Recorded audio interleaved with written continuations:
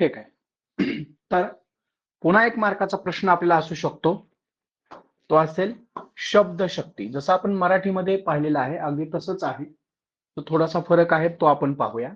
शब्द शक्ति।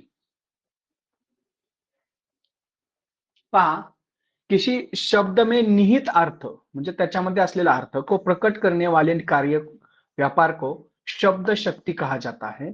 साधारणतः शब्द का कोई एक निश्चित अर्थ नहीं होता, शब्द का अर्थ प्रयोग पर निर्भर करता है। प्रत्येक शब्द में विद्यमान अर्थ को निकलने वाली शक्ति ही शब्द शक्ति कहलाती है। देखिए, शक्ति, शब्द शक्ति के भेद, शब्द शक्ति के भेद म्हणजे प्रकार। शब्द शक्ति के 3 प्रमुख भेद माने गए हैं, जिसका विवरण इस प्रकार है।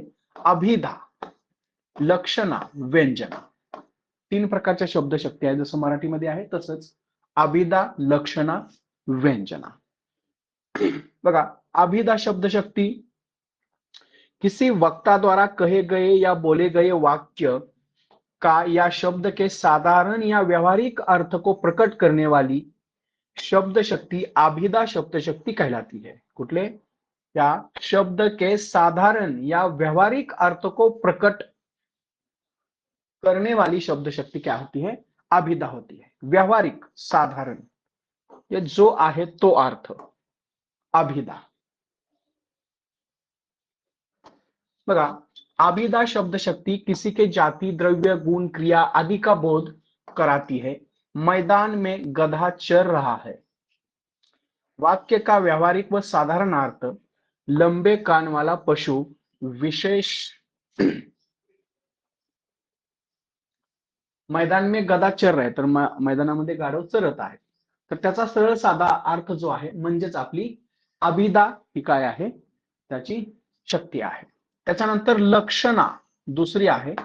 लक्षणा, जब किसी वक्ता द्वारा बोले गए या कहे गए शब्द के वाच्यार्थ या मुख्यार्थ के स्थान पर किसी अन्य अर्थ को ग्रहण किया जाता है तो उसके इस अर्थ का बोध कराने वाली शब्द शक्ति लक्षणा शब्द शक्ति कहलाती है।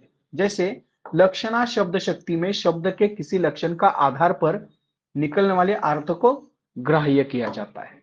जैसे जैसे देखिए, मेरा मित्र तो गधा है। देखिए, वाक्य में गधा का शाब्दिक अर्थ न होकर लक्षार्थ मूर्ख, गधा यानी मूर्ख, लिया जाएगा। लक्षणा के भेद होते हैं। लक्षणा शब्द के शक्ति के प्रमुख भेदों का विवरण। रूढ़ा लक्षण, किसी लोक व्यवहार की रूढ़ी परंपरा को आधार बनाकर प्रयोग की जाने वाली लक्षणा शक्ति। जैसे भारत जाग उठा, सभी के भीतर राम रावण का युद्ध चलता रहता है। प्रयोजनवती, दूसरा एक त्यातला प्रकार आहे प्रयोजनवती लक्षणा, जहां पर वक्ता द्वारा विशेष प्रयोजन से प्रेरित होकर शब्द का लक्षार्थ प्रयोग होता है। जैसे उदाहरण देखिए, एक किसान ने अपनी पत्नी की स्मृति में अपने खेत पर ही एक छोटा सा ताजमहल बनवाया। यहां ताजमहल यानी स्मारक का प्रतीक है। उसके बाद उपादान, उपादान लक्षण, जब लक्षण से निकलने वाले अर्थ में अभिधात्मक अर्थ भी सम्मिलित रहता है तो वहां उपादान लक्षणा होती है। इसमें लक्षार्थ में वाच्यार्थ भी एक अंग रूप में सम्मिलित रहता है। जैसे हाथ पांव बचाकर काम करना, यहां हाथ पांव में शरीर के सभी अंगों का सम्मिलित माना गया है, जिसमें हाथ पांव भी शामिल है। दूसरा है लक्षण यानी लक्षणा, तीसरा प्रकार आपला महत्वाचा। जब लक्षण में निकलने वाले अर्थ में वाच्यार्थ सम्मिलित नहीं रहता है, केवल उसी शब्द का लक्षण अर्थ ही सम्मिलित होता है, तो वह लक्षण लक्षणा शब्द शक्ति होती है। जैसे मेरा मित्र गधा है, यहां गधा का अर्थ केवल मूर्ख ही लिया जाता है।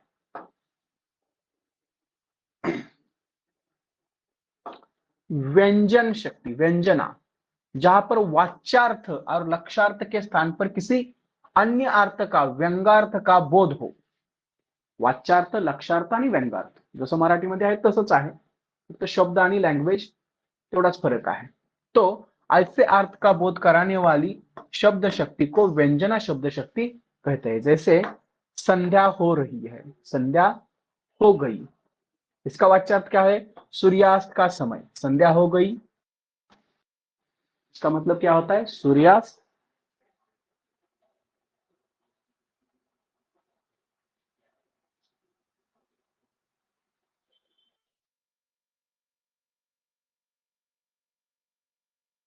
आवाज येता है का सगळ्यांना?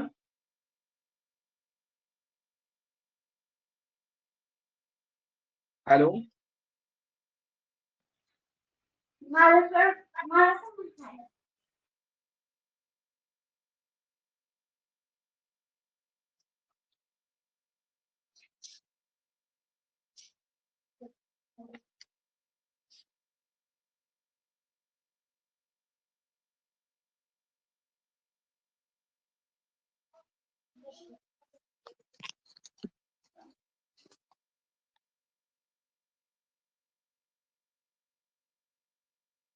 इसका वाच्यार्थ है सूर्यास्त का समय। संध्या हो गई म्हणजे काय? सूर्यास्त का समय। इसे हम क्या कहते हैं? वाच्यार्थ किया गया। व्यंगार्थ होंगे जैसे पूजा करने वालों के लिए पूजा करने का समय, व्यंगार्थ। संध्या हो गई याचा सर्वसाधारण अर्थ काय आहे? दिवस मावळला, परंतु बाकीच्यांसाठी तो वेगळा असू शकतो, म्हणजे व्यंगार्थ। पूजा करने वालों के लिए पूजा करने का समय, खेत में काम करने वालों के लिए घर जाने का समय। व्यंजना के भेद, शाब्दी अर्थी। शाब्दी अर्थी, शाब्दी क्या है? जहां पर शब्द विशेष के कारण ही व्यंगार्थ निकलता है। जैसे रहीमन पानी रखिए, बिना पानी सब सुन, ते पाणी गए न उभरे मोती, माणूस चुन। पाणीचे आता बघा किती किती अर्थ आहे तिथं। मोती के संदर्भ में चमक, मनुष्य के संदर्भ में इज्जत, चूने के संदर्भ में जल। आर्थी व्यंजना, जहां पर व्यंजना अर्थ पर ही निर्भर होता है, अर्थात शब्द बदल देने पर भी व्यंगार्थ निकलता है, वहां पर आर्थी व्यंजना होते हैं। जैसे अबला जीवन हाय, अबला जीवन हाय तुम्हारी यही कहानी, आंचल में है दूध और आंखों में पानी। व्यंगार्थ, पुरुष प्रधान समाज में नारी की स्थिति बहुत विडंबनीय है।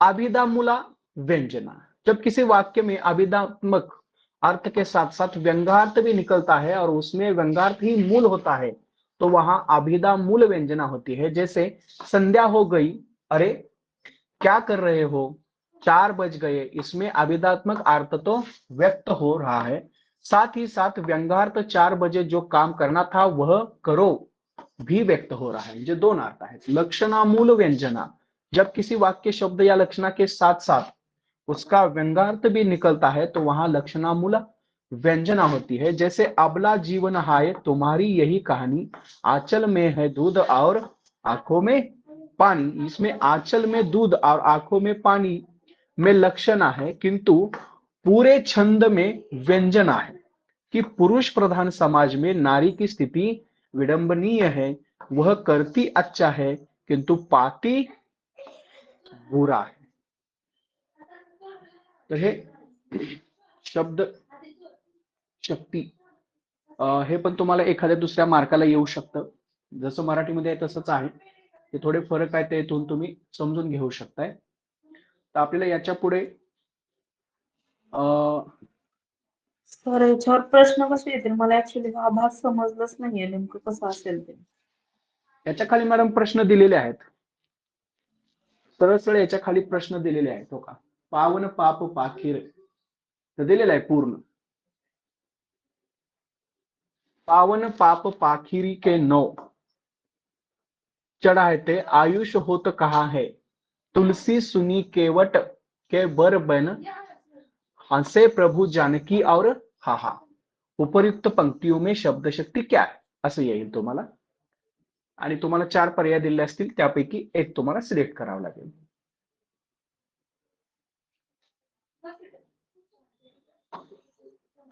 पाप पखारी म्हणजे व्यंगार्थ आहे. व्यंगार्थ आहे म्हणजे काय आहे? पाप पखारी या शब्दातून लक्षात येते आपल्या व्यंगार्थ आहे. व्यंगार्थ म्हणजे व्यंजन आहे. थोडी प्रॅक्टिस करा, येईल तुम्हाला. याच्या खाली प्रश्न दिलेले आहेत, इथं उत्तर पण दिलेलं आहे तुम्हाला, त्याच्यावरून तुमच्या ते लक्षात येईल. इथे 8 प्रश्न दिलेले आहेत, एकदा ट्राय करा, येईल तुम्हाला. ठीक आहे, आपल्याला याच्या पुढचं जे आहे ते पण घ्यायचं आहे, परंतु त्यासाठी थोडासा अवधी आहे. ठीक आहे, एंड करतो. पुन्हा आपल्याला